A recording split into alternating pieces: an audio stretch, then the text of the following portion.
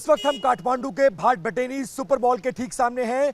कल जब प्रदर्शनकारी सड़कों पर उतरे तो न सिर्फ सरकारी संपत्तियों को नुकसान पहुंचाया गया, बल्कि जो प्राइवेट प्रॉपर्टीज भी थी और उनसे नेताओं का संबंध था, ऐसी प्रॉपर्टीज को भी आग के हवाले कर दिया गया। सबसे पहले ये बोर्ड देखिए, ये यहाँ का बहुत बड़ा और बहुत चर्चित मॉल है, भाट बटेनी सुपर मॉल इसको कहा जाता है, सुपर स्टोर कहा जाता है। और कैसे कल जो आग लगाई गई थी उसका धुआं अब भी आप इस वक्त इस मॉल के में जलते हुए और धुएं को उठते हुए देख सकते हैं। थोड़ा चेतन आ गया ये, और बहुत तेजी के साथ हम लोग दिखाते चलते हैं और आप देखते चलिए कि पूरा सुपर स्टोर लगभग 1 2 3 4 5 मंजिला ये सुपर स्टोर पूरी तरह से जलकर खाक हो गया और अब भी अंदर से आग और धुआं उठ रहा है। इसके सामने बहुत सारे बेकरीज और मॉल थे, इसको छोड़ दिया गया, लेकिन वो संपत्तियां जिनसे नेताओं का संबंध था और अपने पद पर रहते हुए उन्होंने वो संपत्ति को अर्जित किया था, उन संपत्तियों को आग लगा दिया गया। यहां से लेकर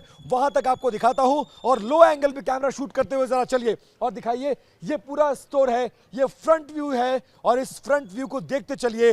सामने सड़कों पर बिखरा मलबा और ऊपर से लेकर नीचे तक के शॉट। पहले नीचे का मलबा एक बार यहां से वहां तक चेतन दिखाइए। चेतन शर्मा कल से लगातार मेरे साथ हर रिपोर्ट को उनके कैमरे के जरिए मैं आप तक पहुंचा रहा हूं और देखिए कैसे ये पूरा मॉल आग के हवाले कर दिया गया था और अब भी अंदर आग जल रही है, सुलग रही है और धुआं उठ रहा है। अब इस 5 मंजिला मॉल की तस्वीर हम आपको दिखा रहे हैं। पूरा mall 1 floor 2 floor 3 floor 4 floor 5 floor, ground floor से लेकर टॉप फ्लोर तक आग के हवाले कर दिया गया। और गनीमत रही कि सामने की दुकानें बच गई।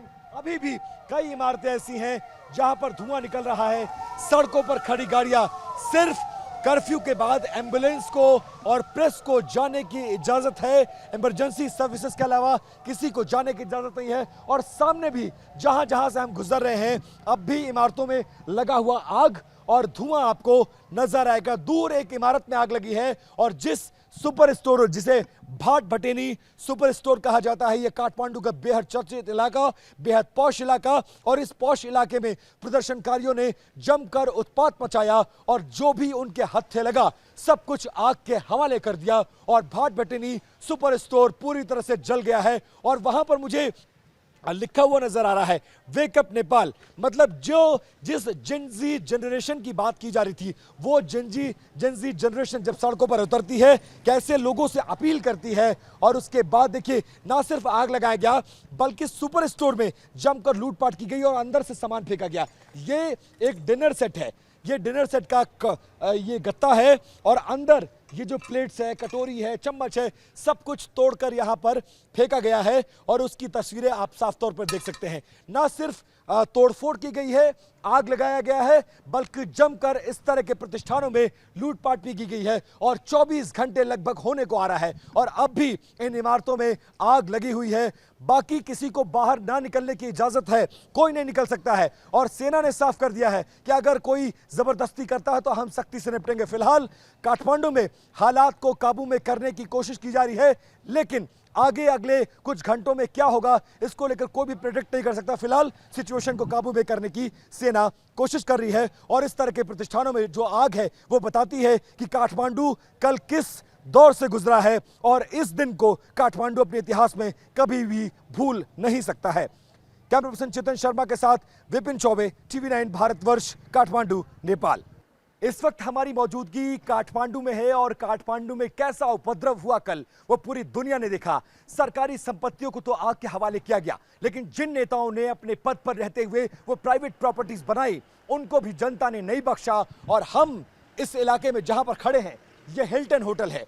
ये पूर्व प्रधानमंत्री और नेपाली कांग्रेस के अध्यक्ष शेर बहादुर देउबा के बेटे की पार्टनरशिप में ये हिल्टन होटल खोला गया था और इस 5 सितारा हिल्टन होटल को आग के हवाले कर दिया गया। आप सोचिए, नीचे से लेकर ऊपर तक कोई फ्लोर नहीं बचा। सैकड़ों कमरे इस हिल्टन होटल में हुआ करते थे, लेकिन भीड़ यहां पर पहुंचती है, रिसेप्शन को जलाती है, बाहर खड़ी गाड़ियों में आग लगाती है और उसके बाद एक एक करके एक एक फ्लोर ये पूरी आग पहुंचती जाती है। और हम ठीक उसी हिल्टन होटल के बाहर खड़े हैं जहां पर यह आग लगाई गई है।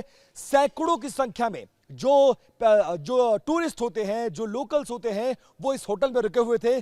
सबसे गनीमत ये रही कि कुछ लोग जान बचाकर छत पर भागे थे, उनके भी मरने की संभावना जताई जा रही है और अभी भी रह रह के ब्लास्ट हो रहे हैं, क्योंकि पूरी सेंट्रलाइज्ड एसी से ये इमारत इक्विप थी। और देखिए कैसे कमरों में आग लग रही है, क्योंकि हर कमरे में इंटीरियर हुआ था, वुडन वर्क बहुत ज्यादा था। इसके अलावा गद्दे थे, फ्रिज था, कूलर था, फ्रिज था, एसी था, ये तमाम चीजें थी। और कैसे करके ये पूरी इमारत धराशायी होने के कगार पर आकर खड़ी हो गई है। नीचे से लेकर ऊपर तक पूरी इमारत धू धू कर जल गई और अब भी देखिए ऊपर से कांच टूटकर गिर रहा है। रह रहकर ब्लास्ट हो रहा। थोड़ा और आगे आइए चेतन, आगे से बहुत क्लोज विजुअल दिखाइए कि इस समय किस तरह का माहौल और मंजर है। इसके ठीक बगल में एक प्राइवेट कंपनी का शोरूम था, उसको छोड़ दिया। जो प्राइवेट पार्टी, जो प्रॉपर्टी है, जो लोकल लोगों की है, उसको किसी तरह से टच नहीं किया गया है। लेकिन जिन प्राइवेट पार्टीज में एसोसिएशन या फिर पार्टनरशिप नेता या नेताओं के परिवार का रहा है, उस पूरे मामले में यहां पर आग लगाई गई है, उसको नुकसान पहुंचाया गया और ये संदेश देने की कोशिश की गई है कि करप्शन, यहां के नेताओं को भ्रष्ट बताया गया है। और उसी भ्रष्टाचार के आंदोलन को लेकर नेपाल के जो 18 से 30 साल के युवा थे वो सड़कों पर उतरे और ये पूरा आंदोलन, पहले दिन संसद भवन पर कब्जा करने की कोशिश, गोलीबारी, दर्जनों लोगों की मौत, 19 से 21 लोगों की मौत बताई गई और उसके बाद सरकारी संपत्तियों को नुकसान पहुंचाया गया। संसद भवन, प्रधानमंत्री का आवास, राष्ट्रपति का आवास, जो सिंह दरबार, जो मंत्रालय कहा जाता है, वो पीडब्ल्यूडी का, हाई कोर्ट, एसपी ऑफिस, कुछ भी नहीं छोड़ा गया। यानी हर वो सरकारी संपत्ति और नेताओं के आधिपत्य वाली वो प्राइवेट पार्टीज, जैसे कि हिल्टन होटल है, उसको नुकसान पहुंचाया है। और नीचे से लेकर देखिए कितना फ्लोर है, वो मैं गिनकर आपको दिखाता हूं। नीचे ग्राउंड फ्लोर का ग्रैंड रिसेप्शन है, first floor, second floor, third, fourth, fifth, six, seventh, 8, 9, 10, 11, 12 मंजिला मैं गिन सकता हूं। और ऊपर से किस तरह का धुआं, किस तरह की आग लगी हुई है, उसको देखकर समझा जा सकता है कि कल अगर कोई अंदर रह गया होगा गलती से तो उसका क्या हश्र हुआ होगा।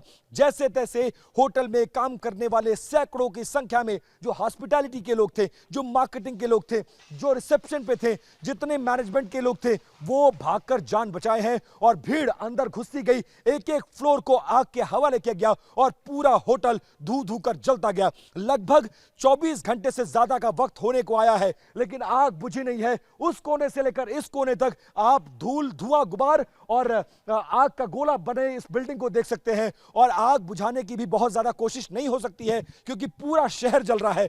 कहां कहां तक फायर ब्रिगेड को पहुंचाया जाए और इस बिल्डिंग को बचाने तक कोई नहीं आया, क्योंकि इस बिल्डिंग का एसोसिएशन शेर बहादुर देवबा और उनके बेटे का माना जा रहा था। और इसीलिए इस प्राइवेट प्रॉपर्टी को इंटेंशनली भीड़ ने आग के हवाले कर दिया गया और यह पूरी प्रॉपर्टी जलकर खाक हो गई है।